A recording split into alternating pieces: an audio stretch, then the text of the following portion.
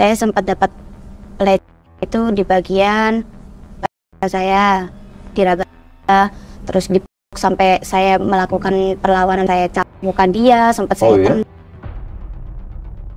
pernah sifat juga buka kupingin tangannya, tapi aku tahan sampai pingin ku cabut, tapi dianya tetap sampai tanganku tuh dipegangin sama tangan satunya. Saat sidang itu istrinya bisa-bisanya bilang ke saya itu sebagai wanita penggoda gitu. Wajar ya, tubuhnya itu umur segitu tuh nggak normal gitu. Jadi istri bilang wajar suami yang lakuin itu. Iya. Di surat perdamaian itu sudah ada pengakuan dan permintaan maaf dari sang pendeta. Ini kan kasus pencabulan. Kasus pencabulan mana bisa ada restoratif justice? 3, 2, 1, close the hordek. Selamat siang, ketemu lagi bersama saya Uya Kuya di LBU, Lembaga Bantuan Uya. Dan kali ini di depan saya ada 3 orang kakak beradik. Sebetulnya ini ada 4 orang kakak beradik yang mengaku mendapatkan perlakuan oleh terduga pelakunya adalah seorang pendeta, ya, di sebuah gereja di Blitar. Betul. Mereka sudah melaporkan ke polisi pada saat itu di Polresta Blitar.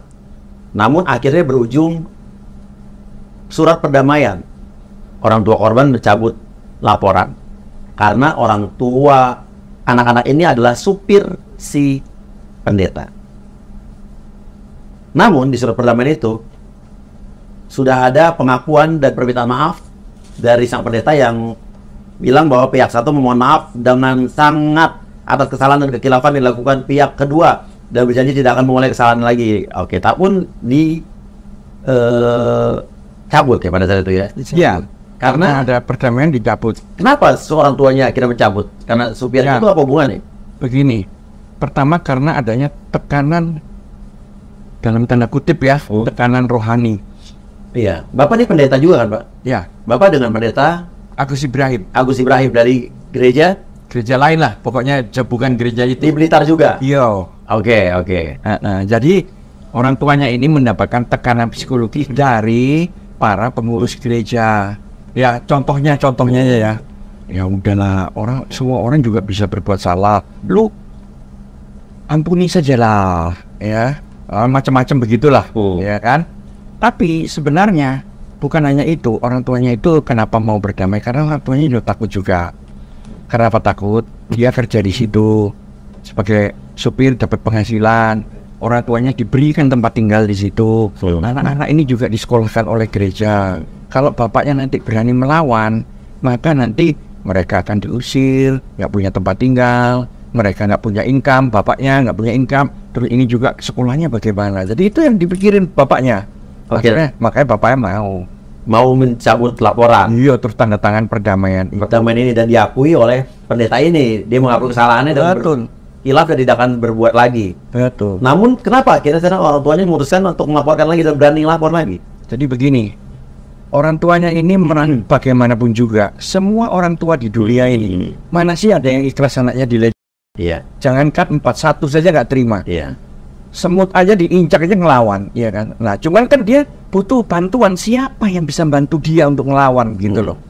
Banyak sini sana minta tolong, sini sana baik minta tolong pendeta, minta tolong semua orang, nggak ada yang mau, ya kan?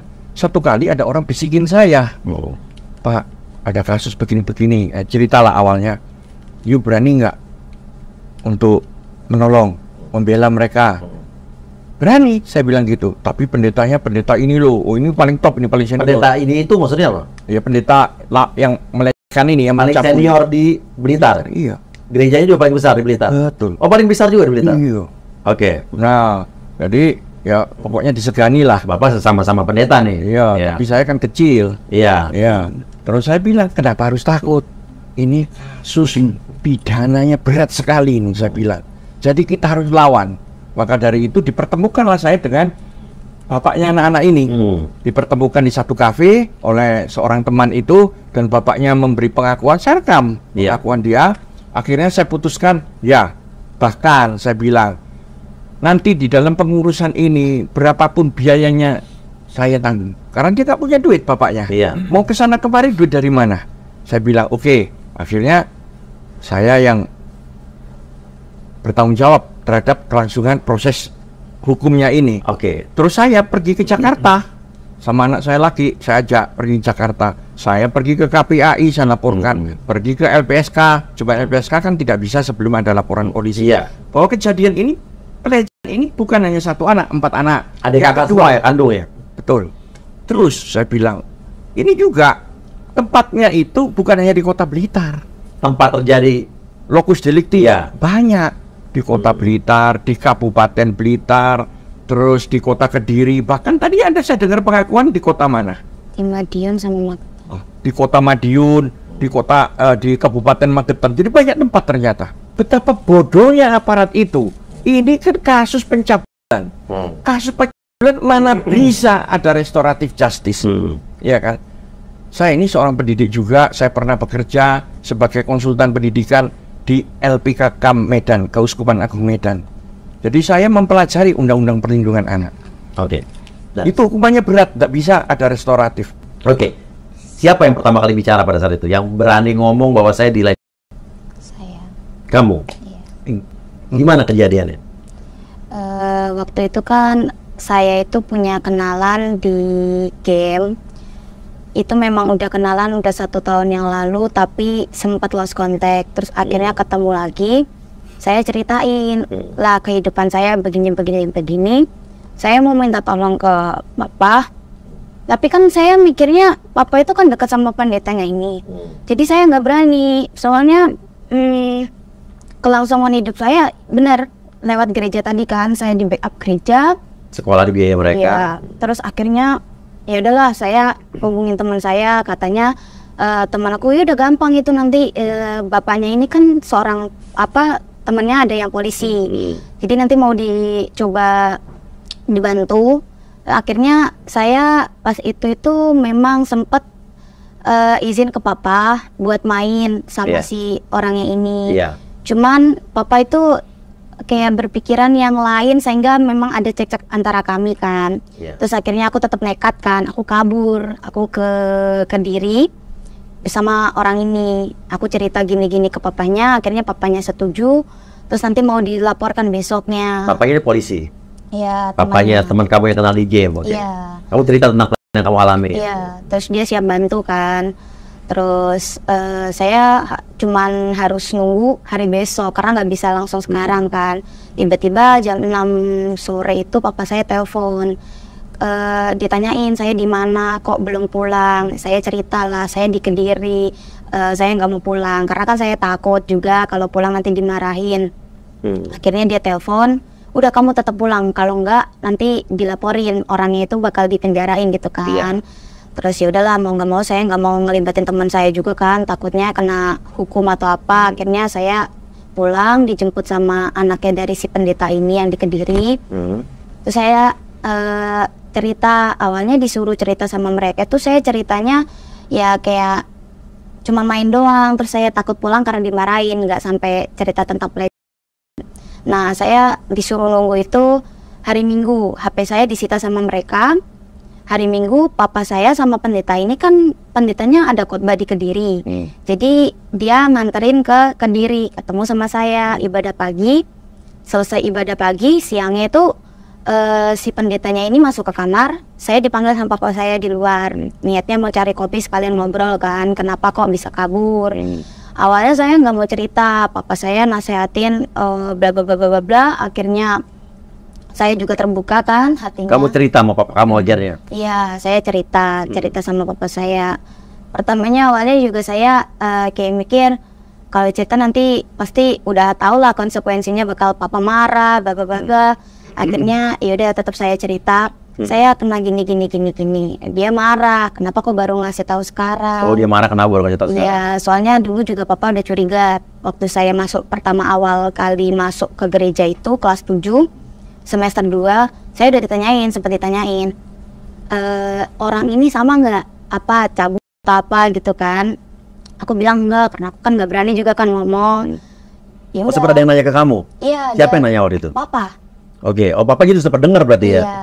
Papa bukan dengar, malah dia tuh curiga gitu kan. Iya. Soalnya perilakunya dia tuh aneh, yang biasanya pintunya dibuka tiba-tiba dikunci, hordengnya ditutup kayak gini gitu. Oke, kamu jadi cerita sama papa. Apa yang kamu ceritakan? Kejadian apa, Pak? Waktu itu saya cerita, Awalnya gimana? kayak awalnya saya dilihat itu di kantor sama di kolam renang. Saya sempat dapat pelecehan itu di bagian saya diraba, terus dipeluk sampai saya melakukan perlawanan berapa kali, sempat saya cakap muka dia, sempat saya tendang. Tapi dianya tetap nggak mau ngelepas, kayak anggap itu cuma candaan. Dia juga pas di kolam renang itu ada adik-adik saya berempat mandi kan. Iya, iya. Mandi itu di luar, awalnya di pancuran. Tiba-tiba dia pindah ke kamar mandi alasan dengan pancurannya rusak. Ya udah kita mandi, karena kalau nggak ikut dia juga kan kita katanya nggak boleh renang lagi, diancamnya kan gitu kan. Mandi biasa. Aku mau ngambil sabunnya itu mau pindah ke kamar mandi sebelah kan, gak dibolehin sama si pendetanya itu.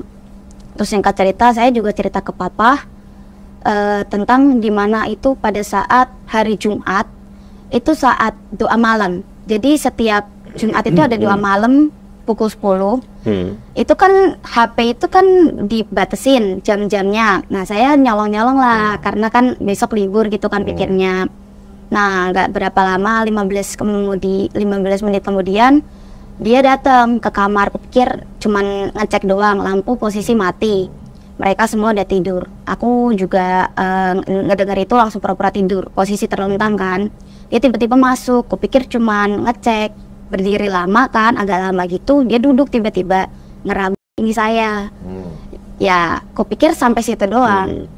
Dia berani-beraninya buka celana saya di tangannya ke dalam itu. Itu di situ saya udah mau ngelawan, saya mau nangis, saya mau teriak tapi nggak bisa kan. Posisi saya juga nahan. Akhirnya dia tiba-tiba keluar.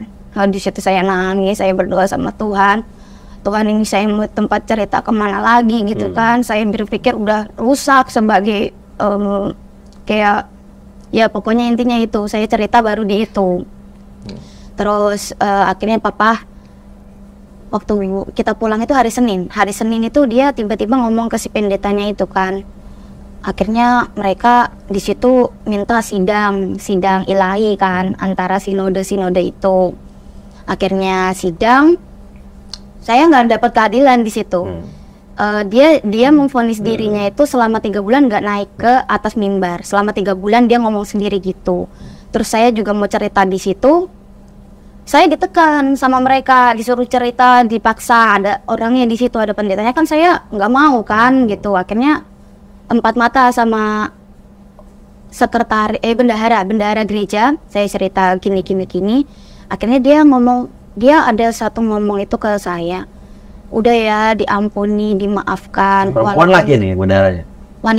Wanita, oke. Terus dia bilang, anggap ini mamamu, kalau ada apa-apa cerita gitu kan. Saya diomongin juga kalau misalnya kalian nggak ada di gereja ini, siapa yang mau biayain hidup kalian gitu. Papamu nanti kata si bendahara ini. Iya. Terus ini bukan pendeta nih, bukan nih? Bukan. Iya. Pendeta juga ya, perempuan nih, pendeta bendahara ini. ITM, pendeta. Oke. Dia bilang, iya udah ampuni aja gitu. Mau gimana pun seburuk dia tetap hamba Tuhan, maafin gitu kan. Ya udah, saya di situ udah ya kayak kamu ngerasa nggak dibelain lah. Iya. Kalian semua belain pendeta. Iya, saya juga paling keselnya di mana saat sidang itu istrinya bisa-bisanya bilang ke saya itu sebagai wanita pengguna gitu kan. Oh, istri bilang apa? Wajar ya, apa tubuhnya itu kayak apa, katanya nggak normal gitu, seusia umur segitu tuh nggak normal gitu. Dibilang pengguna, dibilang jadi istri bilang wajar suaminya ngelakuin itu. Iya. Itu bego banget ya. Itu orangnya. Iya. Jadi isu yang tersebar bahwa si pendeta ini melakukan dosa itu karena digoda ini. Iya, apa jangan salahin. Iya. Apa ya? wanita dengan Dua umur. bentuk tubuhnya juga kan ya. Iya. Dan Dia itu kan wanita emang udah dua pikir, umur. pikiran kotornya susah gitu kan. Nah, iya betul. Oke, jadi si istrinya begitu juga. Siapa lagi yang membuat kamu kecewa pada saat itu? Pernyataan siapa lagi? Ada juga dari Banyak lah. dari Banyak. PDM, wanita juga, dia guru sekolah minggu yang bimbing saya juga di situ. Dia juga bilang sama seperti yang PDM tadi kan, disuruh sabar, disuruh ngampuni gitu kan.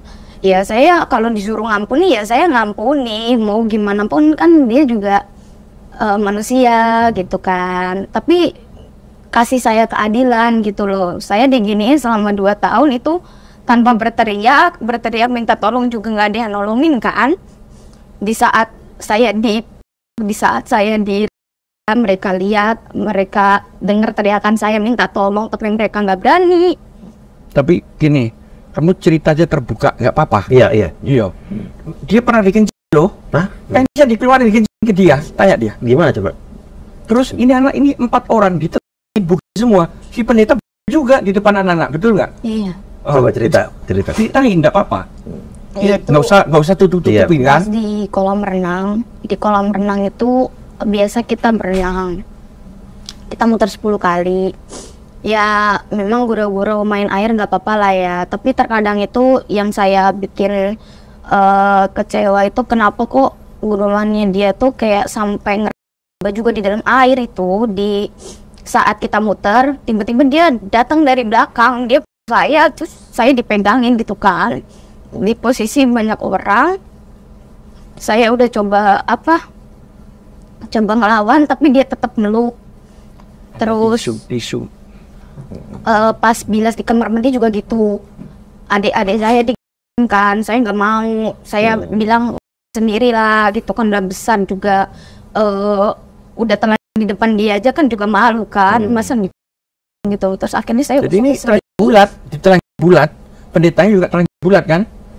Di mana itu di dalam? Jadi gini, ini kan tempat pembilasan. Kalau kolam renang ada yang di luar, ada yang di dalam. Iya. Nah ini pembilasan yang di dalam. Iya. Itu kolam renangnya sepi. Iya. Kalau berenangnya di tempat umum. iya. Iya, kolam renang umum, Oke. bukan private ya. Tapi sepi gitu. Iya. Terus kamu tadi dikencing itu gimana, maaf ya? Iya, itu nggak tahu ya, dia itu adik saya itu mungkin pas itu dia tuh lagi buang air kan, yang kecil yang umur 7 tahun itu buang air. Tiba-tiba dia datengin saya pas balik ke belakang itu dia ngeliat saya, dilihat sama mereka. Mereka bilang ini jorok, bukan sekali, 2 kali. Dia pernah baju saya juga dikencing sama dia, nggak tahu maksudnya apa. Saya sampai Tapi ini kalau emang ini benar terjadi, ini sakit sih ini orang. Ya, nggak normal menurut saya. Pedofil. Oke nih, ini saya lihat ceritanya nih. Ini kronologinya Oma, gitu kan? Iya. Pada awal ketemu Abuna, saya di kantor sedang main HP. Saya dipanggil Abuna. Abuna ini adalah Si pendeta. panggilan untuk pendeta ya. Iya. Dan saya dibilangin suruh kunci pintunya, dan setelah itu saya kunci. Abuna menyuruh saya mendekat dan dia menunjukkan video di HP-nya. Lalu Abuna bilang, Abuna nonton ini langsung pas itunya. Kamu tak masukin itunya Abuna kalah kelamin. Mau. Nanti Abuna kasih HP baru buat kamu. Dan saya menolaknya. Setelah kejadian itu saya jarang ke kantor Abuna karena saya jijik dengan apa yang dikatakan Abuna. Oke. Itu siapa itu? Itu siapa? Saya juga kenal. Kamu juga? Ini juga. Itu cerita aku. Itu cerita kamu? Oh, tapi bukan kamu. Kamu enggak, maksudnya kamu pernah ditawarin juga. Itu awal ketemu. Oke, kalau kamu gimana kejadiannya? Ya awal ketemu ditunjukin video. Terus saat itu kan setelah beberapa bulan itu kan pokoknya diangkat anak gitu lah, diangkat anak. Iya. Terus tinggal di rumahnya. Terus waktu tinggal di rumahnya itu pernah itu ya saya Iya. habis itu terus Tenang ya, tenang. iya kira apa, terus habis itu kayak pernah sampai ketahuan sama bu pendetanya. Dia tuh kayak tidur di depan TV. Waktu di depan TV itu kayak setengah sadar gitu loh. Waktu setengah sadar itu Abuna itu narik saya, habis itu dia gitu. Terus pendetanya si perempuan itu lihat. Pendeta, istri pendeta Ya. ngelihat, terus waktu ngeliat itu dia pura-pura tidur lagi, terus beberapa saat kan udah dilepaskan saya, terus habis itu waktu dilepas ibu pendetanya bangun nangis, udah tahu itu sebenarnya. Oh, Bu Pendeta ngelihat pura-pura tidur tapi besok dia nangis. Ya. Tapi yang negur itu suaminya. Oke, terus kalau kamu pernah diapain? Ya sama, dipegang payung habis itu alfinya juga tapi paling parah di Kediri. Kenapa? Kan aku adik sama papa kan diajak ke Kediri, tapi kakak-kakak ini enggak. Setelah acara acara pasca atau Ya pokoknya acara gereja lah ya. acara gereja gitu. Selesai acara itu kan nginep di hotel buat sore juga nanti ibadah lagi. Aku mau istirahat itu dipanggil sama abuna, disuruh habis itu aku selesai, dia tuh kayak narik aku, dipegangin aku sampai aku berontak kesakitan gitu kenceng tuh.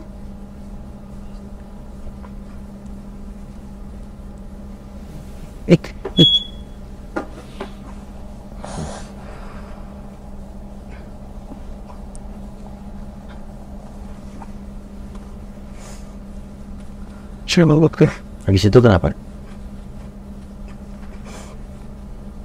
Habis itu tangannya tuh megang aku. Terus pernah sifat juga aku pingin tangannya, tapi aku tahan sampai pingin kocak, tapi dianya tetap sampai tanganku tuh dipegangin sama tangan satunya. Habis itu aku beralasan lah ke kamar mandi gitu, tapi dia tuh tetap megang gitu, aku tendang. Terus agak lamaan gitulah aku ndek kamar mandi ya karena takut gitu. Terus pas keluar itu aku bilang ke abuna itu mau makan lah gitu, terus tuh panggil papi abunanya itu suruh beli makan. Nah aku tuh kayak pengen sempat keluar gitu, tapi kayak aku tuh belum selesai meeting gitu, suruh meeting lagi sampai selesai. Ya di situ papa juga pergi, ya dipegangi juga. Ya aku juga ngelak lagi, aku ngapain lah gitu main sendiri. Dia mau datengin gitu, aku langsung menghindar. Habis itu papa dateng, dianya tuh kayak kelihatan panik, habis itu belajar kayak lagi mau nyiapin khotbah lagi. Ya aku makan di situ. Selesai makan gitu kan main HP, dipinjemin HP gitu. Terus papa tuh ngetok-ngetok suruh aku cepet mandi gitu.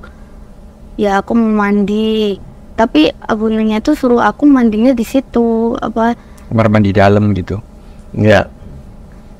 Ya udahlah, aku nggak mau gitu, langsung keluar mandi siap-siap gitu, udah gitu.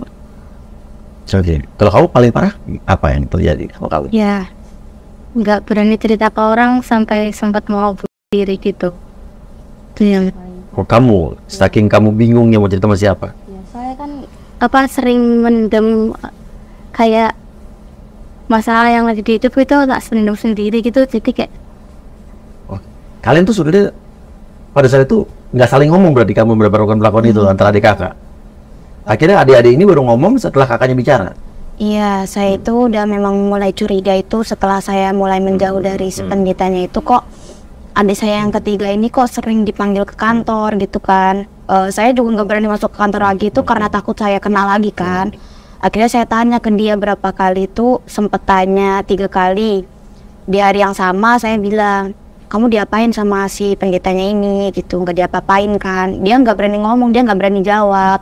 Terus ya udahlah, nggak ada omongan dari dia, aku tinggal. Terus aku tanya lagi habis dia keluar itu, soalnya rambutnya kan acak-acakan kan kelihatan banget dia habis diapain. Aku tanyain lagi, kamu diapain gitu kan, ngomong aja kalau misalnya dia apain bilang ke aku gitu kan. Dia tetap nggak ngomong, dia bilang nggak apa-apa, nggak ngapa-ngapain, cuma mijet gitu kan. Ya udah, akhirnya aku kabur tuh baru keungkap semua. Kenapa kalian takut bicara sama kakak kamu? Ya, Ya, secara psikologis memang malu. Malu ya? Wah, iya. Kalau kamu sih di bawah umur. Iya, iya. Kalau kamu juga? Kan gara-gara dipisah gitu loh, aku tinggal di rumah kita jadi nggak terlalu dekat sama kakak, makanya nggak sering cerita. Dan intinya ini sudah sering terjadi? sudah sering.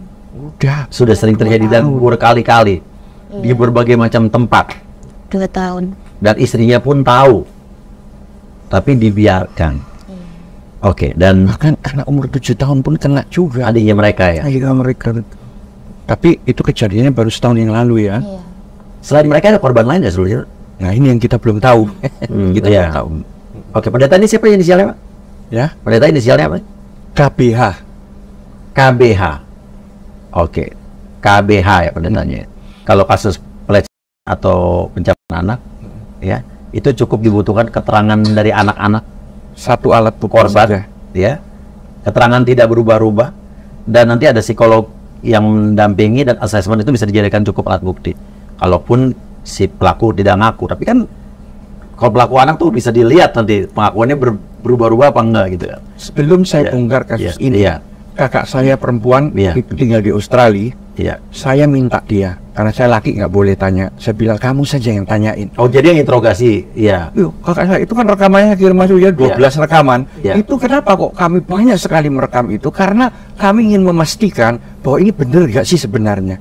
Jadi diulang-ulang pertanyaannya, tapi dengan Oke. kata-kata yang berbeda-beda. Oke, jadi ini baru dilaporin satu korban kakaknya doang. Korban betul. Oke, ini kan sudah ada surat kesepakatan perdamaian yang Iya. namanya inisialnya DKBH. Ada D-nya berapa ya?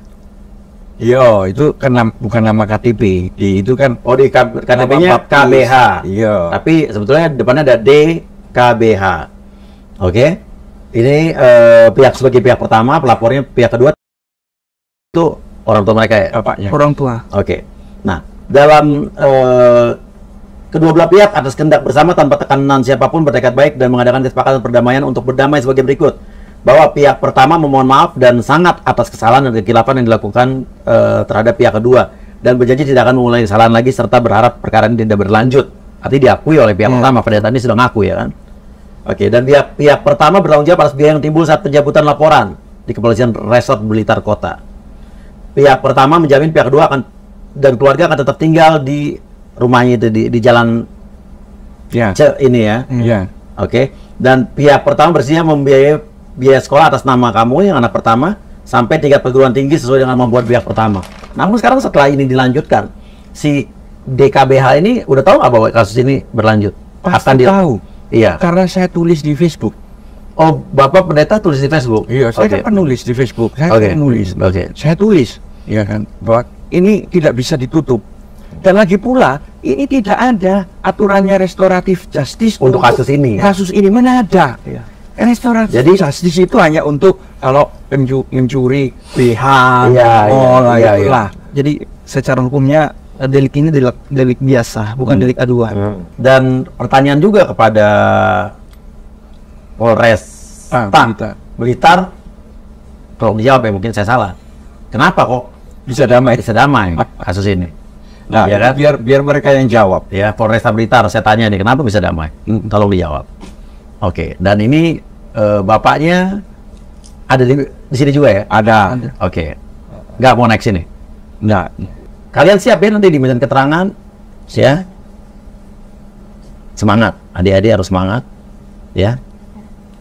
Saya tahu kalian mengalami kejadian yang tidak mengenakan, tapi kan jangan jadikan itu sebagai penghambat kalian untuk bisa jadi orang sukses, ya. Jangan merasa bersalah, jangan merasa diri kalian rendah, ya. Kamu juga sempat mau menyakiti diri kamu sendiri, jangan, ya. Kalian harus bangga bahwa banyak orang-orang baik yang akan nolong kalian. Amin, ya. Jangan pernah takut untuk bicara kebenaran. Setuju? Setuju. Ya, janji ya. Jangan. Oke, ada lagi yang disampaikan? sudah Aman semua. cukup. banyak terima kasih Iya. sudah diberi kesempatan Iya. oleh Mas Uya. Iya. Iya. Sama-sama udah mau datang jauh-jauh juga nih ke Jakarta. Iya. Iya. Harapan saya juga saat Iya. keadilan harus ditegakkan, terutama kepada orang-orang lemah. Setuju, itu tanggung jawab kita bersama. Hati saya juga untuk orang-orang yang tidak mendapatkan keadilan secara hukum, saya akan berdiri paling depan, apapun resikonya. Terima kasih, Mas. Misi Om. Ya, apa lagi? Dia ada sesuatu bikin puisi biar disampaikan kepada orang yang mungkin ada anak yang mengalami supaya Boleh, lebih silakan, kuat. silakan. Boleh. Nah, ini saya seneng nih. Ya udah, kamu yang ngomong. Iya.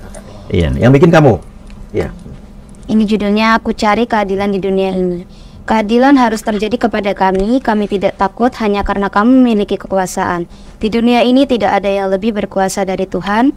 Jangankan orang dewasa, anak-anak pun harus mendapat keadilan. Kamu sudah memperlakukan kami seperti mainanmu, kamu sudah menodai kami dengan kata-kata manismu. Kamu sudah menghancurkan masa depan kami dan sekarang giliran kamu yang harus diadili oleh hukum. Ya, itu pesannya buat anak-anak yang mungkin sama seperti saya dan adik-adik mengalami dan tersebut dilakukan oleh orang yang berkuasa. Bukan berarti kalian nggak bisa mendapatkan keadilan. Jangan berarti kalian dilecehkan itu kalian hancur. Tetapi justru kalian pakai kehancuran itu untuk menjadi kesuksesan supaya orang-orang yang menindas kamu itu tahu kalau kamu itu bukan anak-anak yang sembarangan yang bisa kamu mainin, tetapi menjadi berkat buat banyak orang lain. Oh, pintar nih, dia cerdas. Anak-anak dia pintar semua, berani. Ya, kita bantai oknum-oknum ini yang pada hukum yang pada ngaco-ngaco hilang nanti ya, mudah-mudahan ya. Bagus. Oke, terima kasih banyak. Wassalamualaikum warahmatullahi wabarakatuh.